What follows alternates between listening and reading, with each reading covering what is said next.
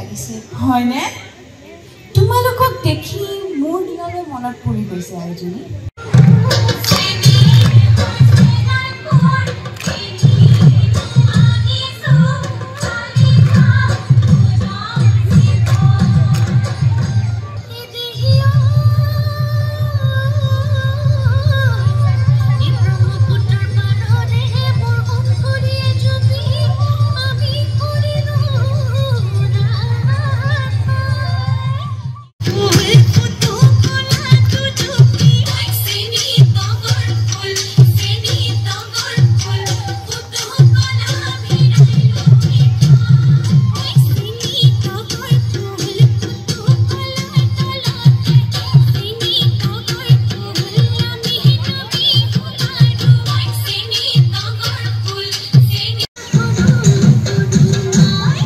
মাজনী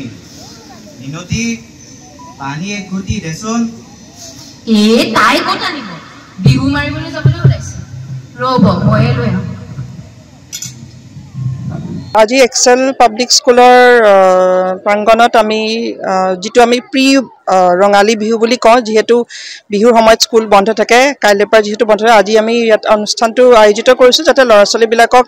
এটা আভাস পায় যে কেনেকুৱা ধৰণৰ হয় কি সাজ পোছাক পিন্ধি আহে কেনেকুৱা ধৰণৰ ৰং ধেমালিৰে বিহু মানে পাতা হয় আৰু এই নাটকখনৰ এটা জাষ্ট এটা বৰঙণি দিয়া হৈছে যে কেনেকৈ গাঁৱত কেনেকৈ কি মানে কেনেকুৱা ধৰণৰ মানে দেখিছে যে তেওঁ চাউল ঝাৰি আছে মানে এটা আগৰ বিহুৰ কথাক মনত কৰিছে আৰু যেকে ওলাই পেলাই গৈছে হেতু যাতে এটা মানে এটা লিংক হিচাপে কৰি পেলাই আমি ইয়াতে এটো আৰম্ভ কৰিছো আৰু বিশেষকৈ আমাৰ মেইন উদ্দেশ্য হ'ল আমি যেটো আমাৰ ট্ৰেডিশনছ বিলাক নাইকিয়া হৈ গৈছে